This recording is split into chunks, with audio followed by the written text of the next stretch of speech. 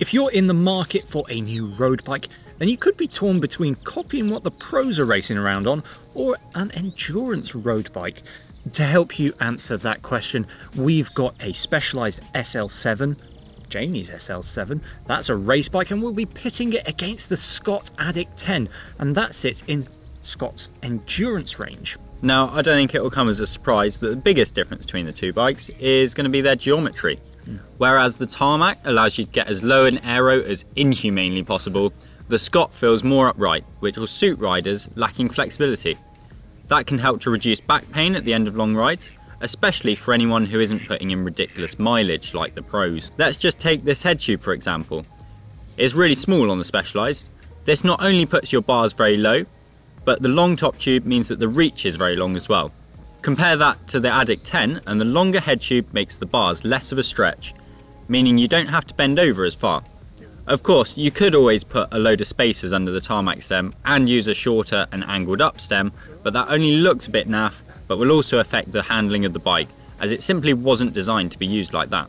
Comfort will also be influenced by the stiffness of the bikes. Typically, a race bike will be designed with maximum power transfer in mind, whereas an endurance road bike prioritizes compliance a lot more. This means that the endurance bike can take some of that buzz out of the road, and even though the latest race bikes no longer shake you to pieces, God, they were bad in the old days, they are significantly harsher.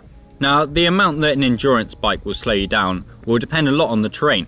For example, it was actually a Trek de Marne that was just ridden to the cobbled victory at Paris-Roubaix Femmes, with Aliso Longoborghini opting for the endurance bike over the Amonda or Madone race bikes that she usually uses, despite 77% of the course actually being on paved tarmac. I think it's safe to assume that an endurance bike isn't actually going to hold you back at all, really, especially if the road is anything but perfect, and let's be honest, it is most of the time.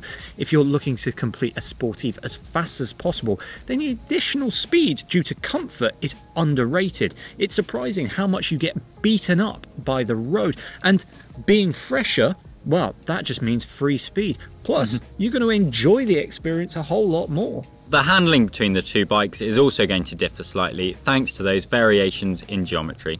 The steeper head tube angle on the race bike means it's much twitchier and the steering faster.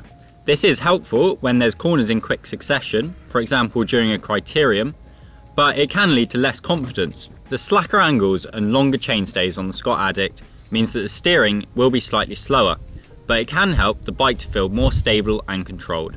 I mean, we both ride a Tarmac. How would you describe it? I'd say nimble. Agile. Terrifying? Yes. Correct. Lively. Before heading out and buying, there are a few other things to consider.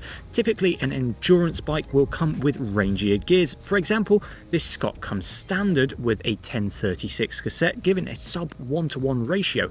That's great for climbing hills for less powerful riders, and it stops you grinding a really slow cadence. It does result in some pretty big gaps in the 12-speed cassette, but SRAM does mitigate that as much as possible. Endurance bikes also typically come with wider handlebars, as being aero is less of a priority. 44cm bars are common in endurance bikes, just like these ones on the Addict.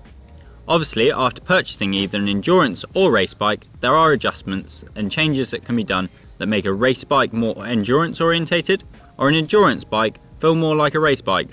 Bar width and stem length and angle are two of the more cost-effective ways. Now, commonly these days race bikes are fitting wider and wider rubber into their frames, but you'll often find that endurance bikes will have more clearance. Now, I race on 28mm tyres. I know you do too. I train on even wider just for the comfort benefits, and endurance bikes, they can take 32mm tyres and even wider. If you're going to buy some though, just do your research. If you want to take it one step further, then obviously a gravel bike is even more relaxed than an endurance bike, and in some cases will fit huge tyres. If you'd like us to compare a gravel bike and an endurance bike in a future video, then let us know. Endurance bikes tend to get a bit of bad rep for being slow. Bikes like this Addict can feel pretty lively with a set of carbon wheels and narrower bars while keeping you comfortable on longer rides thanks to the more relaxed geometry. Although minor changes such as stem height and length can blur the lines between endurance and race bikes, you should think carefully about what you'll be using the bike for and how often you'll use it. There really is a limit on how far you can take either bike in the other direction before you start compromising, well, both the aesthetics and the performance. If you have decided that it's a race bike that's right for you, then you might want to check out our video on the 6 best world tour bikes. Or you might have decided that an endurance bike is more appropriate, in which case check out our 6 of the best endurance bikes video, including a certain canyon that really blurs the lines between the two. At the end of the day though, it is kind of their money, so they can do what they want. They don't have to listen to us. They rarely do. They rarely do. Let us know which kind of bike you have down in the comments below. Thank you very much for watching, and let us know if you're planning on switching what you ride. As always, like and subscribe to the channel for more content just like this.